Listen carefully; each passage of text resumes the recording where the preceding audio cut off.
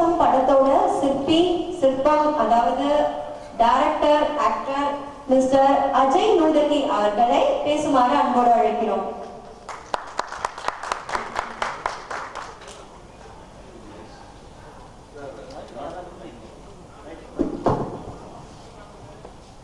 Sir, I don't know Tamil, but I have come prepared. I have written it. I will try to read it out. What I felt it out.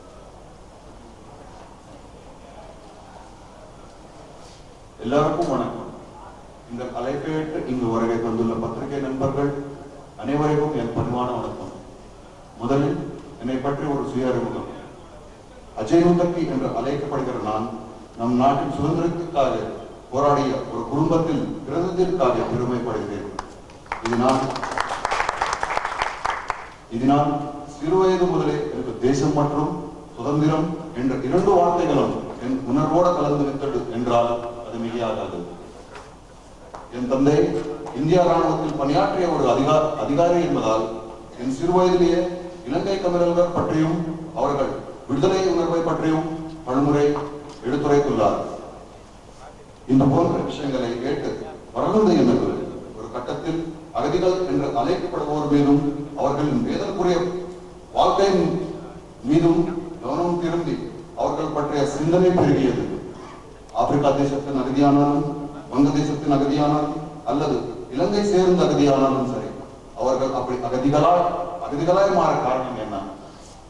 என் மனது ஆலோசிக்க செய்தது. ஒரு அகதி என்று அழைக்கப்படுவார் தன் சுய மரியாதையையும் அடையாளத்தையும் இழந்து உயிர் வாழ மாற்றொரு நாட்டினை தேடிப்போங்க வேண்டிய அவள நிலையை நினைத்து என்னும் வேதனை ஆழ்ந்தது.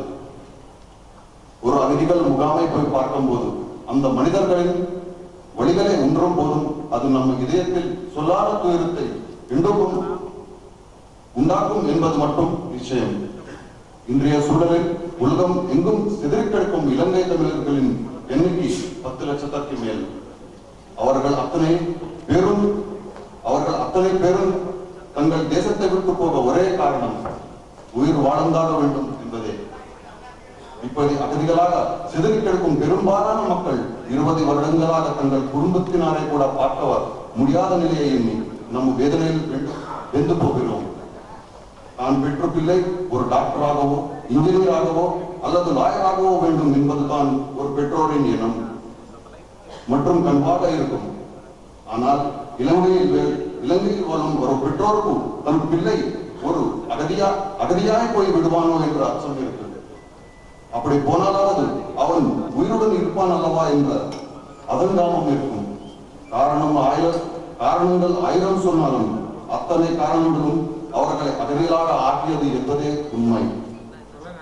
இனி நம் ராவண தேசம் படத்தை பற்றி சொல்ல வேண்டும் என்றால், இந்த படம் இலங்கை தமிழர்களின் மீது எனக்கு உள்ள உணர்வையும் வெளிப்படுத்தவும் அவர்களின் வலி மற்றும் வேதனைகளை பதிவு செய்யவுமே என்னால் எழுதி இயக்கப்பட்டது. நாம் இந்த கதை எழுதும் போதே அறிந்து கொண்ட அத்தனை விஷயங்களும் இந்த படத்தில் சொல்லவில்லை. ஏனென்றால் உங்களை போன்ற ஊடக நண்பர்கள் அங்கு நடந்த உண்மைகளை உலகத்தில் எப்போதோ சொல்லிவிட்டீர்கள். ஆனால் அங்க உள்ள தமிழ் மக்கள் உயிர் வாழ்வதற்காக மேற்கொண்ட கடினமான பயணங்களும் போராட்டங்களும் இந்த உலகத்தில் கவனத்திற்கு வராமலேயே போய்விட்டது. ராவண தேசம் படத்தை ஒரு சாதாரண மனிதன் தன் உயிரை காப்பாற்றிக் கொள்ள, அவரது மக்களை காப்பாற்றிக் கொள்ள தான் கடந்த ஒரு கோரமான பயணத்தை காண்பிக்கிறோம். இந்த படம் ஒரு மனித உயிரின் மதிப்பை காட்டும் யதார்த்த கதை, யதார்த்த வாழ்க்கை, யதார்த்த கவிதை. இந்த படம் உங்கள் இதயங்களை தோடும் மட்டுமல்ல, தூங்கிக் கொண்டிருக்கும் மனித தன்மை வெளிப்படுத்தி வரும் என்பதே நம்புகிறேன்.